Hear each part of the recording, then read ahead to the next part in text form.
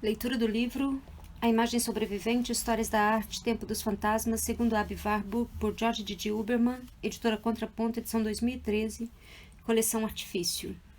Terceiro capítulo, A Imagem Sintoma, Fósseis em Movimento e Montagens de Memória. Primeiro item, O Ponto de Vista do Sintoma, Warburg em direção a Freud, páginas 243 a 251.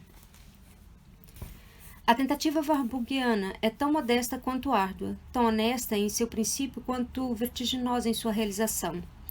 Contra toda a história positivista, esquemática ou idealista da arte, Warburg simplesmente quis respeitar a complexidade essencial de seus objetos. Isso implicava enfrentar intrincações, estratificações e sobredeterminações. É provável que ele tenha visto cada objeto da história da arte como um amontoado complexo, fascinante e temível, de serpentes em movimento. Figura 76, a seguir. Como descrever o novelo móvel dos tempos, para além da história como fixa ou faixa contínua das filiações vasarianas? Como descrever o novelo móvel das imagens, para além das atividades demasiado reclusas e prudentemente hierarquizadas que nossas academias chamam de belas artes? Foi para responder a perguntas como estas que se introduziram as ideias da Nachlieben e Patzformel, para pensar melhor no contexto dos estudos da cultura visual no Renascimento sobre o que significava sobredeterminação, o que a polivalência e a plasticidade das imagens exigiam do historiador e o trabalho interno no seio das coisas e dos símbolos. A palavra sobrevivência permitia apreender a sobredeterminação temporal da história, e a expressão fórmula de Pathos permitia apreender a sobredeterminação significante das representações antropomórficas tão conhecidas da nossa cultura ocidental. Nos dois casos, um trabalho específico da memória, a soberana Mnemosyne gravada no frontão da biblioteca de Hamburgo. Emaranhava e desemaranhava alternadamente os fios do novelo móvel. A sobredeterminação dos fenômenos estudados por Warburg poderia ser formulada a partir de uma condição mínima que descreve a pulsão oscilatória, a gangorra eterna, conforme figura 25 já apresentada, de instâncias que sempre atuam umas sobre as outras na tensão e na polaridade, marcas com movimentos, latências com crises, processos plásticos com processos não plásticos, esquecimentos com reminiscências, repetições com contratempos. Proponho chamar de sintoma a dinâmica dessas pulsões estruturais. Nota 1, que será lida no final desse item. O sintoma denominaria esse complexo movimento serpenteante, essa intricação não resolutiva, essa não síntese que abordamos antes sob a vertente do fantasma e depois do pathos. O sintoma daria nome ao coração dos processos tensivos que, depois de Warburg, procuramos compreender nas imagens. Coração do corpo e do tempo. Coração do tempo fantasma e do corpo pathos, no limite operatório das representações em falta, como a quase invisibilidade do vento no cabelo e nos drapeados da ninfa, e das representações em excesso, como a quase totalidade das carnes machucadas de Laocoonte. O que a temporalidade paradoxal da Nachlieben visa não é outra coisa senão a temporalidade do sintoma. O que a corporeidade paradoxal do Pathos-Formel visa não é outra coisa senão a corporeidade do sintoma. O que a significância paradoxal do símbolo visa não é outra coisa, segundo Warburg, senão a significância do sintoma. Aqui, entendido no sentido freudiano, isso é, no sentido que subverteu e contradisse todas as semiologias médicas existentes. Com essa proposta, é evidente que nossa leitura ultrapassa um limite. Enquanto as sobrevivências de Taylor, os resíduos vitais de Burckhardt, as formas afetivas primitivas do dionisíaco segundo Nietzsche e os princípios gerais da expressão de Darwin constituem fontes indiscutíveis, entre outras, das ideias warburgianas, a formação do sintoma, segundo Freud, constitui antes um interpretador. Parece-me que pode ajudar a esclarecer ou a desenvolver e a desdobrar os modelos temporais, corporais e semióticos empregados por Warburg. ela procura expressar o que esses modelos visavam, o que é um modo de lhes conferir um valor de uso que eles parecem haver perdido há muito tempo. É também um modo de admitir que esta leitura será orientada e, portanto, discutível e igualmente polêmica, uma vez que discute ou questiona a orientação majoritária neopanofskiana da herança warburgiana. Nesta orientação interpretativa, trata-se de medir a ambição da ciência sem nome inventada por Warburg pelos próprios parâmetros da inconclusão, pois no momento em que se interrompeu a constituição teórica da Nachleben nos anos de 1918 e 1929, marcados pela experiência psicótica de Warburg, bem como pela escrita teórica fragmentária dos Grundbegriffe, ou conceitos fundamentais, nota 2, surgiu a conceituação freudiana da interrupção sintomática, a verdadeira teoria do contraponto e do contramovimento inconscientes, comunicada por Ludwig Biswanger e seu paciente, que também era e continuaria a ser até o fim seu interlocutor intelectual. As concepções freudianas, em parte revisitadas por Biswanger, esclareceram e abriram a ideia da Nachleben na medida em que ela visava uma metapsicologia do tempo, bem como a Patus Formel, no que ela visava uma metapsicologia do gesto. Compreenderemos melhor nesta aproximação por que Warburg só foi historiador das imagens ao interrogar o inconsciente da história e o das imagens. Não basta dizer que achar que a questão foi resolvida que Warburg tinha um conhecimento imperfeito de Freud, como afirmou Gombrich logo no início, como uma precaução urgente de sua biografia intelectual, nota 3, nem dizer que os conceitos freudianos não entraram no sistema de Warburg, como escreveu Bernd Hoek, mas recentemente, nota 4. Não é fatal que as convergências teóricas sejam filiações doutrinárias, sobretudo quanto a um tipo de pensamento que justamente recusava-se a participar do sistema. Ora, as analogias realmente existem ocasionalmente assinaladas pelo próprio Gombrich, nota 5, e por outros comentaristas, às vezes com um constrangimento deplorável, como por exemplo este juízo de Willibald Swarlander. Warburg aproxima-se de Freud, de quem parece nunca haver gostado muito, nota 6. O que esse constrangimento exprime não é outra coisa, sem dúvida, senão um nó íntimo no próprio Warburg, de familiaridade e estranheza diante da psicanálise freudiana. A familiaridade, o que aproxima, pode ser reconhecido ao primeiro olhar. Tanto Warburg quanto Freud interrogaram a cultura de seus males ou de seus mal-estares, seus continentes negros, suas regiões de inatualidade e sobrevivências e, portanto, de recalcamentos. Foi por isso que Warburg não parou de clamar por uma psicologia da cultura cujos materiais privilegiados fossem estilos figurativos, crenças e símbolos. Nota 7. Freud simetricamente atribuiu uma importância capital aos prolongamentos da teoria psicológica no campo da história da cultura. Nota 8. Thomas Mann, já em 1929, qualificou a tentativa comum a Warburg e a Freud ao falar de uma forma de irracionalidade ou de irracionalismo moderno que resiste sem dubiedade a qualquer abuso reacionário que se faça contra ele. Nota 9. Esse irracionalismo, a formulação de Thomas Mann, é debatida aqui em sua própria ambiguidade. Não é uma outra coisa senão uma tentativa racional de compreender o trabalho obscuro e soberano de uma instância da qual Warburg, como Hegel, aliás, passou a vida inteira procurando o vocabulário adequado, desde a vontade, segundo Schopenhauer, e da vontade de poder, segundo Nietzsche, até o inconsciente da psicanálise. Sendo assim, por que Warburg nunca teria gostado muito de seu contemporâneo vienense? Por que, diz Gombrich, ele teria destacado e rejeitado a maneira freudiana de sexualizar a psique a 3x2? A 3x2. Uma afirmação, desculpe. Nota 10. Resta uma solução fácil, mas que é a solução errada? Claro, para preservar a psicanálise e jogar fora seu inventor. Basta inventar um Warburg junguiano. Gombrich escreve nesse sentido que Warburg não queria nem ouvir falar de Freud, ao passo que a abordagem de Jung certamente não lhe era antipática. Nota 11. Comum a Warburg e Jung seria o interesse pelos mitos, pelas crenças e pelas transmissões simbólicas? Sem dúvida, mas esse interesse era compartilhado por muitos outros. seria comum a explicação que eles davam a esse fenômeno por intermédio da ideia de arquétipo. Seria comum a explicação que eles davam a esses fenômenos por intermédio da ideia de arquétipo? Certamente não. O próprio Gombrich admite nunca haver encontrado uma única citação de Jung em Warburg, nem nos manuscritos inéditos, nem nos trabalhos publicados. Nota 12. Fritzl Saxel foi o primeiro a desviar a compreensão das sobrevivências warburgianas para o lado dos arquétipos junguianos. Nota 13.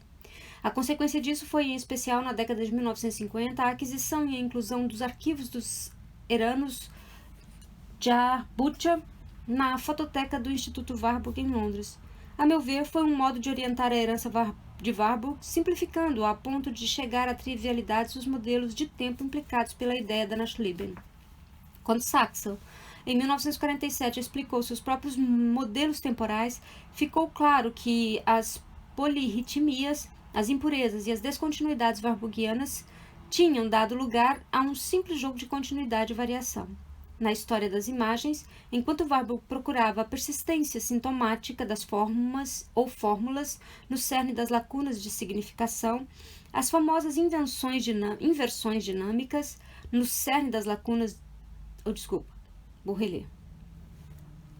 Enquanto Warburg procurava a persistência sintomática das formas ou fórmulas no cerne das lacunas de significação, as famosas inversões dinâmicas, Saxel prometeu a continuidade no significado das imagens, continuity in the meaning of images, o que era um modo de reduzir a sobrevivência ao arquétipo, por um lado, vertente intemporal da continuidade, e a revivescência, por outro, vertente histórica da variação. Nota 14. A afinidade da ciência sem nome warburgiana com a psicanálise está noutro lugar. Buscar as fontes diretas é útil, mas insuficiente. Nota 15. Mais inútil seria buscar essa afinidade nos temas comuns, por exemplo, querer comparar o que dizem Warburg e Freud a propósito do mesmo Leonardo da Vinci. É preciso procurar antes o nível fundamental da construção de um ponto de vista, como foi que uma antropologia das imagens teve de levar em conta os trabalhos da memória inconsciente. Como foi que ela teve de exigir um dado momento algo como uma metapsicologia? Como veio a utilizar um modelo teórico particular paradoxal, o sintoma no sentido freudiano, que fazia da Kulturwissenschaft em geral e da história da arte em particular uma verdadeira psicopatologia dos objetos da cultura? É esta a pergunta que precisamos tentar responder agora. Nada tem de extraordinário que os problemas da história cultural tenham sido abordados por Warburg pelo prisma de uma psicologia. Era um traço da época, de uma época em que as ciências humanas procediam a uma crítica interna do positivismo, crítica da qual viriam a nascer a psicanálise e a antropologia histórica modernas. O mestre direto de Warburg, também nesse caso, foi Karl Lamprecht. Desde os anos de 1886 a 1887, ele lhe transmitiu a certeza de que todo problema histórico, num dado momento, precisava ser formulado em termos psicológicos. No estudo da história, Lamprecht inventou a ideia de campo psíquico. Seeleschaft considerou os monumentos do passado como relíquias de um trabalho de memória, ou da memória, ou seja, uma faculdade psíquica, que nessa condição exigiam uma análise do seu valor sintomático, ou symptomatisch, nota 16. Esse ponto de vista foi reivindicado em todas as ordens de grandeza para caracterizar a história em sua generalidade e em seus objetos mais específicos.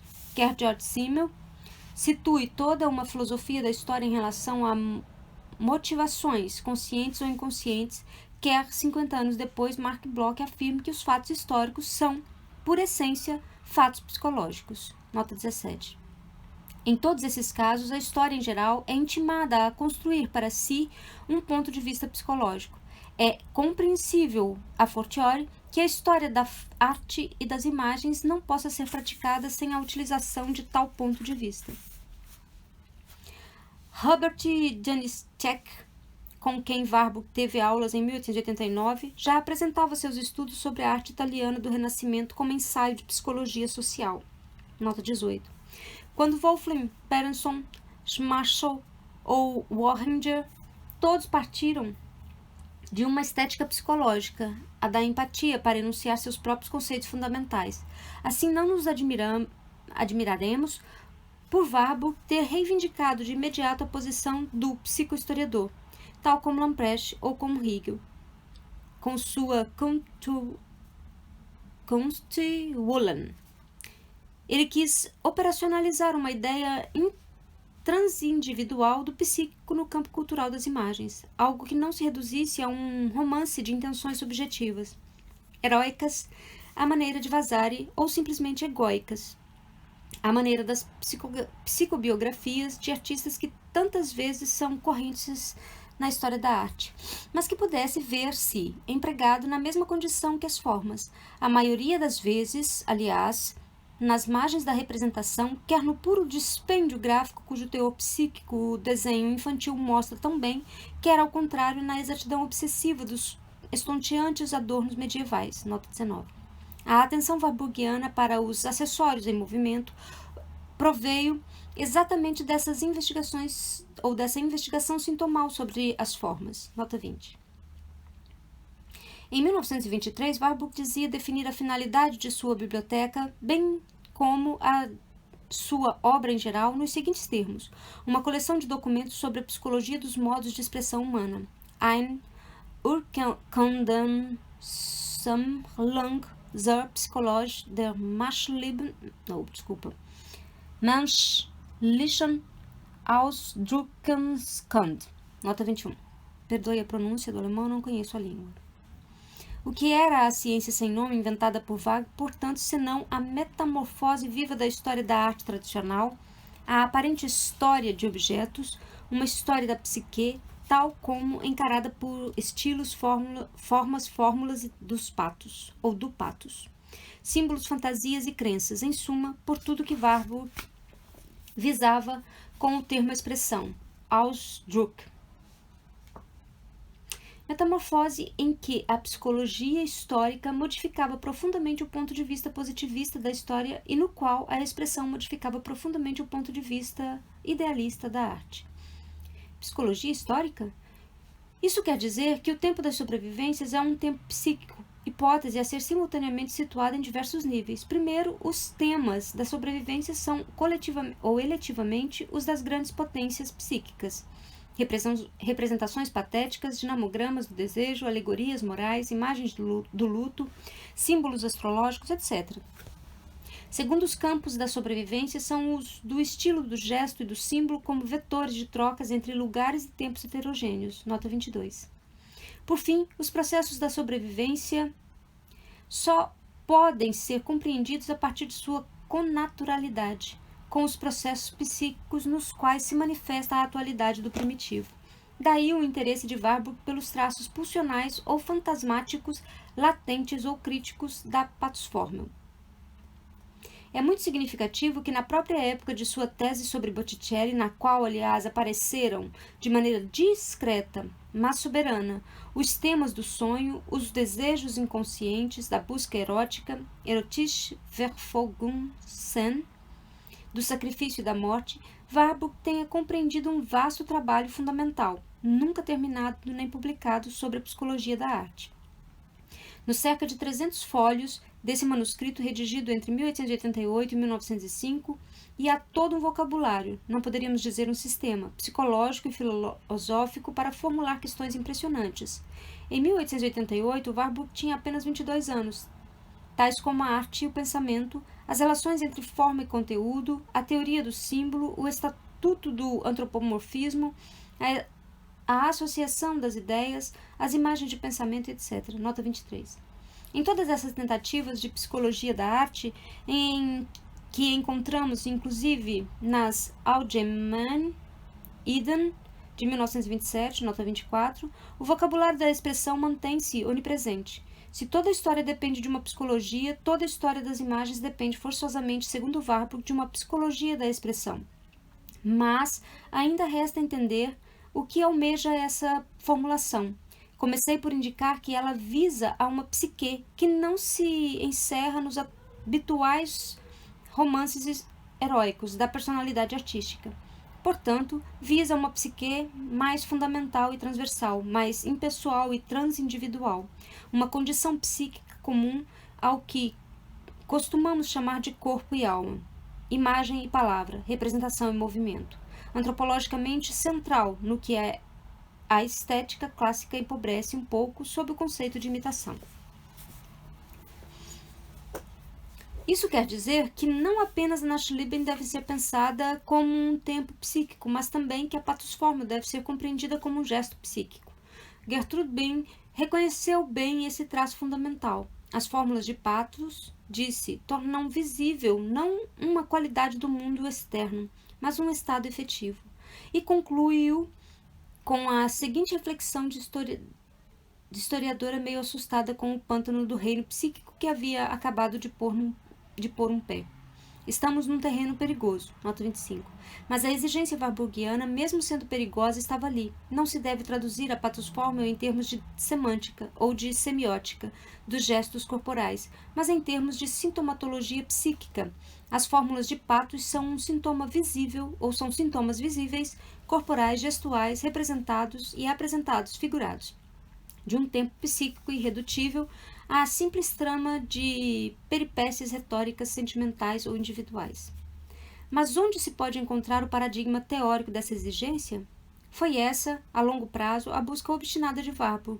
Sem dúvida, o vocabulário continuou a ser o da expressão, mas o ponto de vista foi o do sintoma. É que a expressão, segundo Warburg, não é o reflexo de uma intenção, mas é antes o retorno do recalcado na imagem. É por isso que a Nachtleben aparecem como tempo de um contratempo na história, no sentido do devir dos estilos, e a patusformio como um gesto de uma contra-efetuação na história, no sentido da história representada por uma imagem. Expressão, portanto. Mas expressão sintomal. De que tipo de sintoma? Sintoma de quê? Acima de tudo, sintoma como? Warburg, a princípio, fez suas buscas sem ter muita certeza de efetivamente encontrar o que buscava, pelo lado da medicina. Desde 1888, era a metáfora médica que lhe vinha à mente quando ele queria expressar seu desejo de superação epistemológica, seus desejos de acabar com a história estetizante da arte, dos especialistas e dos amadores supostamente cultos. Sogenannt gebildet. Cita: nós, da nova geração, queremos fazer progredir a ciência da arte, Kunst, Wissenschaft, de tal sorte que quem dissertar em público a propósito da arte, sem haver estudado a fundo essa ciência, seja considerado tão ridículo quanto alguém que ouse falar de medicina sem ser médico. Die sich über Medizin soll reden getrauen, haben Doktoren zum sein. Nota 26, fim da citação. Quando Warburg falou de seu desejo de superação epistemológica, ainda foi a medicina que, ao lado da antropologia, veio ridicularizar os juízos sobre bom gosto na história estetizante da arte. Foi preciso que a etnologia, com a viagem à terra dos Hopis, lhe ensinasse o que queria dizer primitivo, e que a medicina lhe ensinasse o que queria dizer sintoma, para que a história da arte tradicional desse lugar a uma antropologia das imagens capaz de resgatar organicamente os fenômenos estilísticos e simbólicos estudados no contexto do Renascimento florentino e depois da Reforma Alemã. Cita: além disso, eu estava sinceramente farto da história estetizante da arte, Ästhetisierende Kunstgeschichte. Parecia-me que a contemplação formal da imagem, que não a considera um produto biologicamente necessário, aus biologisch notwendiges Produkte, entre a religião e a prática da arte, o que só compreendi mais tarde, dava margem a falatórios tão estéreis que, após minha viagem a Berlim no verão de 1896, procurei me dedicar à medicina. Eu ainda não desconfiava de que, depois de minha viagem à América, a relação orgânica entre a arte e a religião dos povos primitivos me apareceria como tamanha clareza, que eu veria com muita nitidez a identidade, ou melhor, a indestrutibilidade do homem primitivo, que permanece eternamente o mesmo em todas as épocas. Die unzerstörbarkeit des primitiven Menschen sind allen Seiten. De modo que eu poderia demonstrar que ele tanto era um órgão da cultura do Renascimento florentino, quanto mais tarde da Reforma Alemã. Nota 27, fim da citação. De fato, Warburg já tinha cursado em Berlim entre dezembro de 1891 e março de 1892 as disciplinas de psicologia preparatória para os estudos de medicina. Evidencia-se claramente, portanto, que a medicina, aos olhos do jovem historiador das imagens, significava, em primeiro lugar, a medicina da alma. A partir desse ponto, admitido pela maioria dos especialistas em sua obra, nota 28, colocou-se a questão de saber de que quadro psicológico, ou melhor, psicopatológico, Warburg precisava para fundar sua estilística e sua sintomatologia da cultura renascentista. Pareceria muito vago evocar uma tentativa de destacar os sintomas de um estado de espírito coletivo, nota 29. Ainda mais injustificado seria reduzir a questão do sintoma a de um sentido da história, à maneira hegeliana, como quis fazer Ernest Gombrich. E seria muito insuficiente buscar um evolucionismo tão obscuro quanto original como tipo Vignoli para explicar o recurso warburgiano ao paradigma psicopatológico, nota 30. Só a partir de 1918, bem do fundo de seu desmoronamento psicótico, Warburg começou a perceber a proximidade entre seu projeto intelectual e o da psicanálise. Ao desconsiderar esse episódio na biografia, Gombrich também produziu uma considerável censura epistemológica. Nota 31. Tratou-se, mais uma vez, de deixar os demônios do inconsciente freudiano, como os do dionisíaco nitiniano, aliás, sob os antigos parapeitos da Mitteleuropa, em ruínas. Tratou-se de oferecer à tradição warburgiana, desde então anglo-saxônica, o retorno à ordem de uma filosofia das faculdades, Kant e o a priori escolhidos por Panofsky, em vez de Nietzsche e o eterno retorno. Acrescida de uma psicologia positiva, Popper e a percepção, preferidos por Gombrich em vez de Freud e a fantasia. Para romper essa censura, precisamos tentar reimaginar o caminho que vai de Warburg a Freud. Teremos agora as notas referentes a esse item, que são as notas de 1 a 32. Nota 1. Proposta guiada por uma elaboração prévia conforme de Huberman, 1982, página 83 a 272, idem 198, página 20 a 28 e 115 a 132, idem 1999A, página 195 a 218, idem 1995A, página 191 a 226 e idem 1995B, página 165 a 383, idem 1996C, página 145 a 163. Nota 2, Warburg, 1928A e 1928 e 1929. Nota 3, Gombrich, 1970, página 13, conforme Gombrich, 1966A, página 119, onde Freud fica simplesmente ausente das fontes psicológicas de Warburg. Nota 4, Hoek, 1997, página 102. Nota 5, Gombrich, 1970, página 31, 184, 321 a 322. Nota 6, Sauerlander, 1988, página 10. Nota 7, Warburg, 1893, página 13, tradução, página 49. Nota 8, Freud, 1913A, página 207 a 209, idem 1913B a 1929. Nota 9, Mann, 1929, página 149, conforme Gellert, 1998, página 661. Nota 10, Gombrich, 1970, página 184. Nota 11, Ibden, Gombrich, 1970, página 287.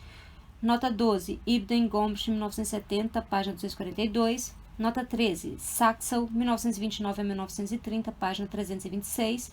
Nota 14, Saxel, 1947, página 1 a 12. Nota 15, Warburg, 1923b, página 266, etc. Nota 16, Lamprecht, 1896 a 1897, página 75 a 150. Idem, 1897, página 880 a 900. Idem, 1900. Idem, 1905b, página 77 a 102. I, 103 a 130, idem 1912, páginas 54 a 72. Nota 17, Simmel, 1892 a 1907, páginas 61 a 72 e 72 a 77. Mark Bloch, 1941 a 1942, página 188. Nota 18, Janicek, 1879. Nota 19, dois exemplos estudados justamente por Lamprecht, 1882 a 1905a. Nota 20, Warburg, 1893, página 1163, tradução 47 a 100. Nota 21, Warburg, 1923b, página 265. Nota 22, Warburg, 1906, página 130, tradução, página 165, idem 1908, páginas 451 a 454. Nota 24, Warburg, 1927a. Nota 25, Bing, 1965, página 309 a 310, conforme Rauf, 1988a, página 125 a 130. Nota 26, Warburg, Tagebuch, 3 de agosto de 1888, citado por Gombrich, 1970, página 39 a 40. Nota 27, 1923b, página 254 a 255. Nota 28, Bing, 1965, página 303 e Gombrich, 1970, página 67 a 68. Nota 29, Menzel, 1926, página 238. Nota 30, Gombrich, 1966a, página 119 a 120. Idem, 1969, página 47 a 49. Idem, 1994b, página 638 e 646 a 647. Nota 31, Wines, 1971, página 107, e nota 32, Cassirer, 1922, página 39 a 111, idem, 1923a, página 7 a 37. Continuaremos a leitura do próximo item, Dialectique de Monstrums, ou Contorção como Modelo, no próximo vídeo. Obrigada pela companhia, até lá.